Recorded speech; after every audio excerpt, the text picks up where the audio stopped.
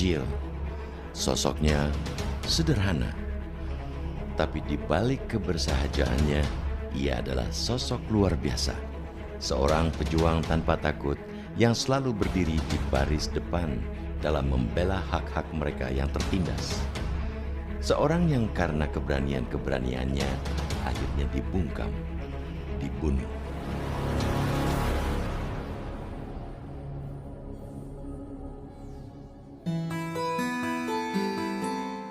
Munir, aktivis HAM yang diracun di udara pada 7 September 2004 itu telah menjadi seorang pemberani sejak ia masih belia.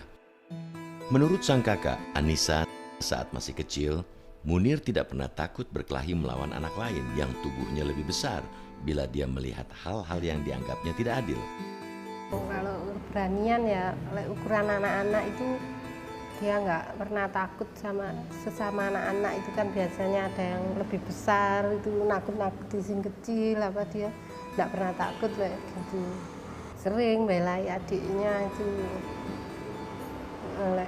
waktu anak-anak itu. Terus ya suka mainnya jauh-jauh ke sawah-sawah itu. Ya dia kan kecil itu rambutnya merah, itu kan sudah beda sama anak-anak lain, itu diolok-olok anak rambut merah gitu ya, dia tuh marah. Musuhnya ya besar-besar ya, nggak pernah takut. Lahir di Malang, Jawa Timur pada 8 Desember 1964. Putra kelima dari 7 bersaudara pasangan Said Talib dan Jamilah ini bukan tergolong anak pintar di sekolah. Meski demikian, sedari kecil, Munir telah menunjukkan kehangatan pribadinya sebagai orang yang pandai bergaul dan peduli dengan nasib orang lain. Biasa anaknya itu ya humoris, ya berani, ya orangnya humoris aslinya Munir itu.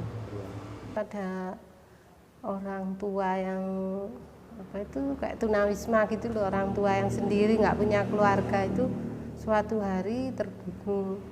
Wah itu sing berani melaporkan di antara semua orang itu ya Munir. Dia masih kecil SMP, dia lapor ke polisi ada peristiwa gini-gini. Nah, orang-orang kan nggak ada yang berani. Semasa kuliah di Fakultas Hukum Universitas Brawijaya Malang, daya kritis dan kemampuan berorganisasi Munir terasah dengan baik seiring keaktifannya di Himpunan Mahasiswa Islam atau HMI dan organisasi intrakampus. Kondisi masyarakat yang masih terkungkung sistem politik represif Orde Baru menempa banyak aktivis mahasiswa termasuk Munir menjadi sosok yang sangat kritis. Begitu saya mendirikan dengan teman-teman, dengan Pak Adum Dasuki, dengan almarhum Wahab Gufron, bukan LBH Surabaya Pos Malang, dia mulai bergabung. Nah pada saat itulah keberaniannya muncul. Munculnya keberanian Munir itu karena kita tahu bahwa seluruh aktivitas gerakan LBH waktu itu menjadi motor penggerak dan menginspirasi LSM-LSM lainnya. Banyak kasus yang kita tangani seluruhnya berhadapan-hadapan dengan tentara. Pecahnya kerusuhan Tanjung Priok pada 1984 yang menewaskan ratusan orang dan terjadinya beberapa peristiwa berlatar sara awalnya sempat membentuk Munir menjadi aktivis muslim dengan pemikiran radikal. Namun, keterlibatannya dalam aksi-aksi advokasi pada para korban pelanggaran HAM membuka wawasan Munir terkait hal-hal substansial yang harus diperjuangkan.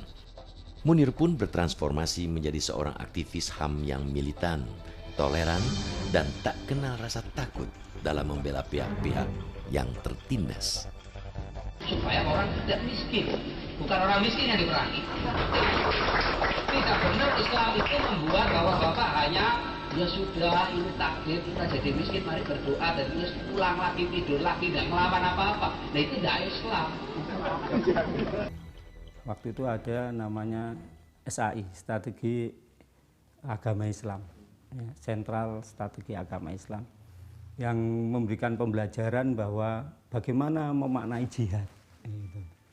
Ya, dalam konteks itulah Munir masuk ke HMI, ke kelompok ini juga, kelompok itu juga. Itu dulu itu perdebatan tentang jihad luar biasa. Nah, bagi Munir jihad itu ya melawan kezaliman itu. Ya. Ya, kezaliman apa? Ya karena Munir memiliki pengalaman bersentuhan dengan persoalan buruh, tanah ya. Bagi Munir kezaliman itu ya itu ketika hak-hak seorang direnggut oleh siapapun kelompok itu, apakah pemodal ataupun negara, maka dia harus pulihkan hak-hak itu. Lewat apa? Penyadaran-penyadaran itu. Setelah menjadi sarjana hukum pada tahun 1989, Munir bekerja di Lembaga Bantuan Hukum atau LBH Surabaya. Sejak itu, keterlibatannya dalam kerja-kerja advokasi membela para korban pelanggaran HAM kian tak terbendung.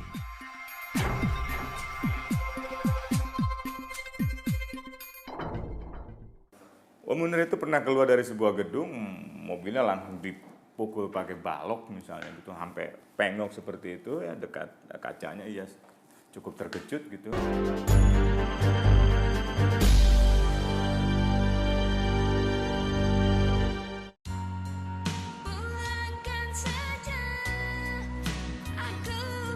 Istriku. Lepaskan.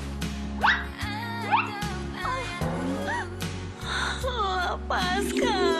Padahal udah direndam. Capek, Bu. Kini Easy semakin enteng. Kekuatan 10 tangan bekerja ekstra saat merendam. Enteng rontokan kotoran. Makasih, Bu. Easy nyuci jadi enteng. Saatnya telah tiba. Come join us, best manjamu. Semangatmu, ceriamu, prestasimu. Come join us, generasi yang membanggakan. Bersama Deswan Jarum, come join us.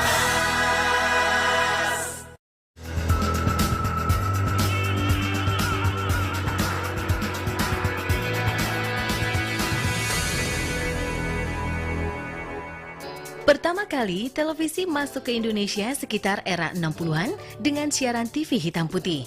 Dalam perkembangannya, televisi mengalami transisi ke dalam format berwarna. Saat ini, stasiun TV masih menggunakan siaran sistem analog. Keterbatasan frekuensi di siaran analog di masa sekarang menyulitkan perkembangan pertelevisian di Indonesia. Seiring dengan kebutuhan masyarakat akan layanan siaran televisi yang lebih baik, maka pemerintah mencanangkan program migrasi siaran TV analog menuju TV digital. Dengan target siaran TV analog akan dihapus hingga di tahun 2018. Siaran televisi digital mempunyai keunggulan pada kualitas gambar yang tajam dan suara yang jernih. Sedangkan TV analog tidaklah demikian. Kualitas TV analog sangat rentan gangguan gambar dan suara. Selain itu, sinyal digital dapat menampung program siaran dengan banyak channel. Saat ini, siaran percobaan TV digital sudah bisa dinikmati. Untuk menerima siaran TV digital, kita tetap bisa menggunakan unit televisi yang ada saat ini hanya dengan menambah alat konverter atau set-top box. Cukup menggunakan antena yang ada, baik antena luar maupun antena dalam.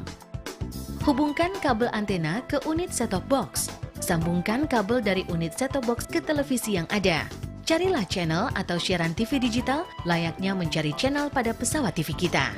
Uji coba siaran TV digital baru dilaksanakan di seputar Jabodetabek. Secara bertahap, TV digital bisa dinikmati oleh seluruh masyarakat Indonesia. Selain itu, bisa dinikmati di dalam mobil tanpa adanya gangguan gambar dan suara meski dalam keadaan berjalan. Di dalam suatu perubahan, pastinya akan terjadi pro kontra di kalangan masyarakat kita. Dengan perubahan alat itu akan lebih bagus. Kita akan mendapatkan manfaat yang jauh lebih besar. Dengan kualitas yang sangat bagus, top banget pemerintah kita. Sosialisasi pemerintah terus dilakukan. Salah satunya dengan menghadirkan maskot TV digital burung nuri dengan nama Siarta, singkatan dari siaran digital. Manfaat yang akan diperoleh bagi masyarakat adalah mendapatkan kualitas gambar dan siaran yang lebih baik, serta saluran TV yang beragam. Bagi broadcaster, dapat fokus kepada pembuatan dan penayangan program siarannya. Bagi industri konten, dapat mendorong pertumbuhan industri kreatif. Bagi industri perangkat, memberikan peluang untuk memproduksi set-top box. Selangkah lebih maju. Anda di rumah masih bisa menerima siaran televisi digital dengan menggunakan pesawat penerima analog yang ada di rumah, asal dilengkapi dengan konverter set-top box. Era digital sudah diambang pintu. Ready or not, digital wave is coming. Mari kita sukseskan program migrasi siaran TV analog menuju siaran TV digital.